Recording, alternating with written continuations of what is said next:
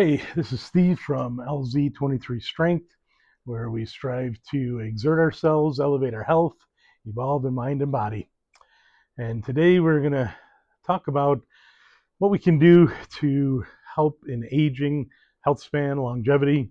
Topic that we visit many times, but seems like many people come to a realization sometimes in their 40s, 50s, hopefully before 60s, that I got to get my act together. I need to do something. I need to do something about my weight. I need to do something about my lifestyle. I need to examine how can I do better because I don't have energy. My clothes don't fit right. I just don't feel enthused about things. There's so many different factors that play in where maybe start to see friends and family, their lives deteriorating because of sickness and pain and things of that nature. So start to look at ourselves, and many people will wonder, well, what should I do? Should I join the gym? Um, there's all these biohacking tricks out there now on the internet. There's so many things that are promoted, and biohacking has its place. I definitely think that there's some benefit there, but there's basic things that we can do. We talk about the four pillars, and we're going to mention them in a little bit of things that we can do. But I'm just going to give some advice. This isn't, I'm not a doctor or scientist. This isn't medical advice. It's purely entertainment, educational, and hopefully I can encourage you, inspire you, empower you to take control of your life in certain ways and make it better so that your health span and lifespan are something that you're happy with and feel good about. So what should we do? Well, it's interesting when you think of aging. There was a video I just watched recently of Dr. Matt Kaberlein, and he's a scientist, biologist, and made some interesting points and things that you may have heard. I've heard some of them before, but aging is a main factor in why we start to go downhill. It's just the way it is. Everybody does it on a different level. There's some people that in their 60s, 70s, they're thriving. And then there's others in their 60s and 70s, they're already going down the other side of the hill and really going downhill when it comes to their health and well-being. So we're all unique, and there's no cookie cutter approach for what to do, even though you might see that a lot on YouTube or on the internet in general, that there's everybody's an expert and this is what you should do. Remember, we're unique, and what works for you may not work for your neighbor or for your workmate, your spouse. Men and women obviously are different, so kind of unique, and you got to kind of explore and find what works for you. But as far as aging, the top 10 reasons that people die in the United States, 9 of them have the highest risk factor is aging. How old you are, basically, is going to be your highest risk factor for all the different diseases that lead to death. So it's something that we have to come to terms with and grips with, that aging is going to have that factor, but can we do something about it? I feel we can, and from what I've learned and seen and continue to see among family and friends, people I know, even famous people that you see on TV, movies, the internet, a lot has to do with our lifestyle factors, and that's where the four pillars come into play. The four pillars being movement and exercise being 1, sleep being 2, diet 3, and 4, relationships. Getting those 4 dialed in really can move the lever, and as Dr. Kaberlein and many others have said, could add 10 to 15 years of good quality life to individuals, better living. So while there's so many things against us in the environment around us, pollution, some genetics that we have to deal with, there's many things that are against us.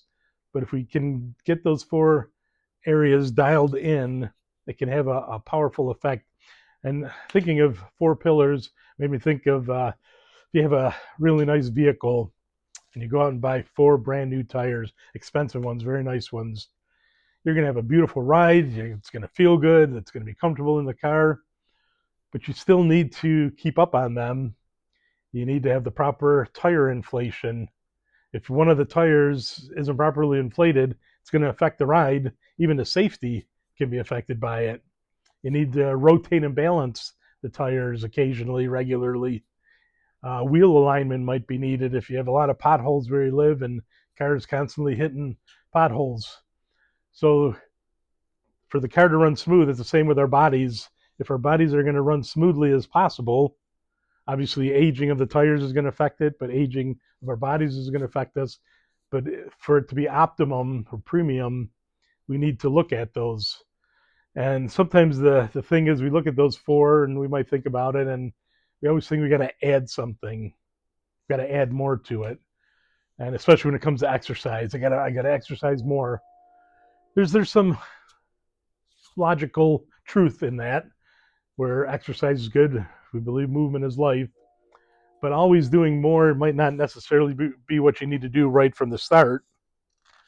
Maybe at the start, it might be cutting out things, might be having an honest evaluation, looking at our lives and cutting out things where I'm amazed, and it's not a judgment, but I'm amazed that people are still smoking and vaping.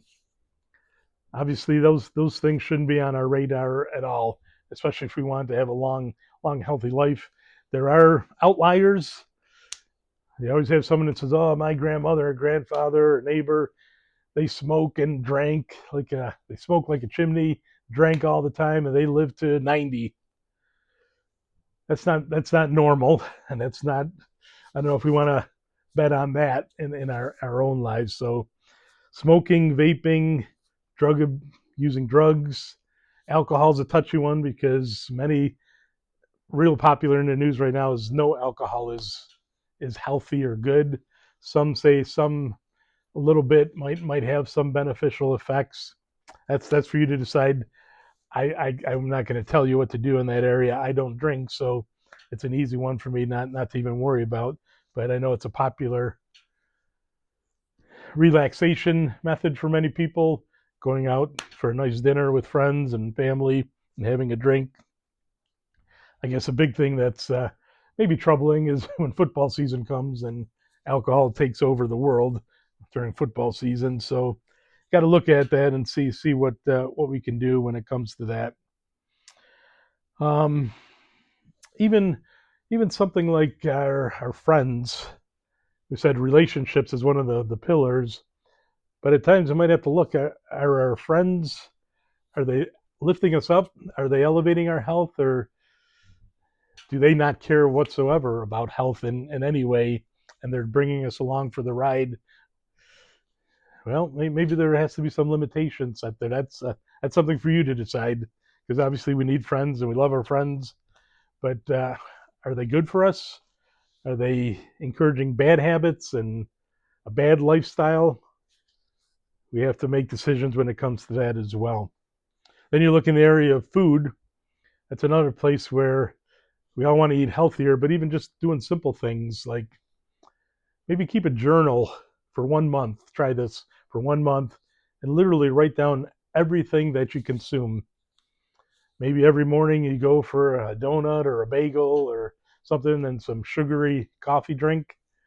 Not the best way to start the day. So maybe limiting that or trying to eliminate completely. In this world, everything's fast, fast, fast. So we all eat a lot of fast food. Can we limit that or eliminate some of that? And I think we might fool ourselves at times. We don't write it down.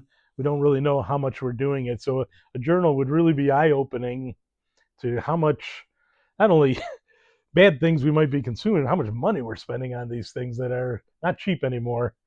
But obviously, going out to dinner with friends and family, that's part of how we build that relationship and keep it going. So we're not saying to eliminate, but eliminate where there are unhealthy habits that are in there, even when it comes to food. So it's awesome to add things, and as I said at the beginning, there's so many biohacking things that keep coming out, and that's awesome.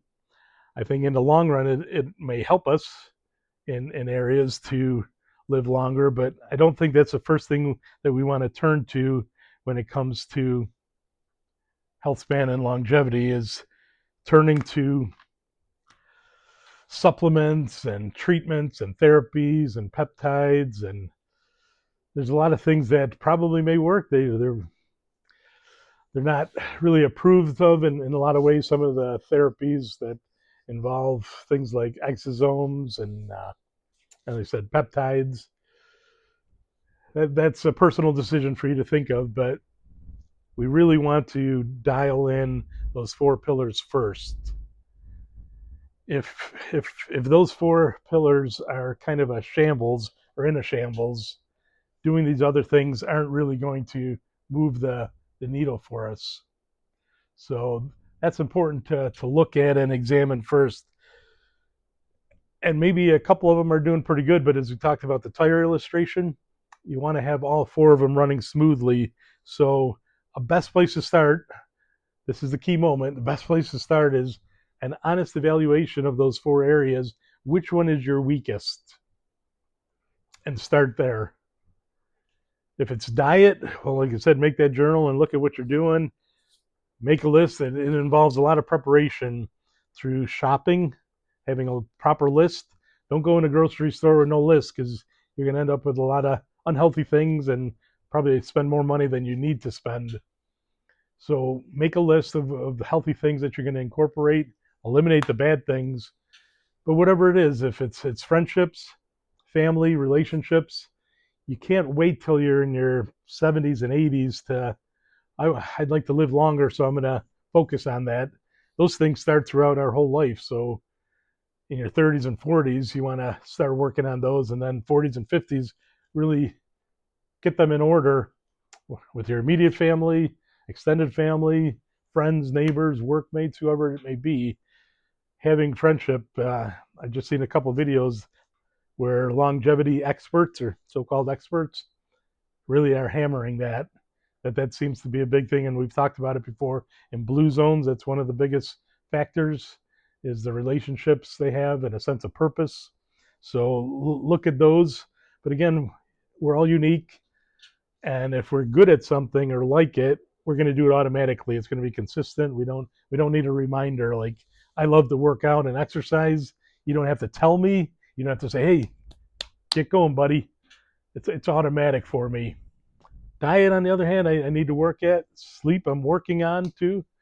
That's another way you could write in your journal. Maybe not only the food and things of that nature, write down when you go to sleep every night, how many hours you're getting on average a night, and see the pattern. Is it all over the place? Is there a consistency? Because we want our circadian rhythm to be in order. Or it could be relationships where our relationship is with our phone, computer, and TV. And that's pretty lonely and going to end up a sad future if that's where our relationship is hung up on. So even examining something like that, how about, I don't go outside very much because I'm doing all these things. I do yard work and mow the lawn, but other than that, I'm not outside too much. We need to be outside. We need sunlight to be healthy. So just looking at these things, being honest with ourselves and what we're doing in life is going to go a long way. But concentrating on those four pillars, just think exercising regularly, moving regularly, eating. We're not going to eat perfectly, but eating healthy in general and good, avoiding the bad things, just trying to go to bed on a regular schedule, keeping our friends and family close to us, potentially could add 10 to 15 years of healthier life to us. So it's worth a try. We got to try, right? If you don't try, what's going to happen?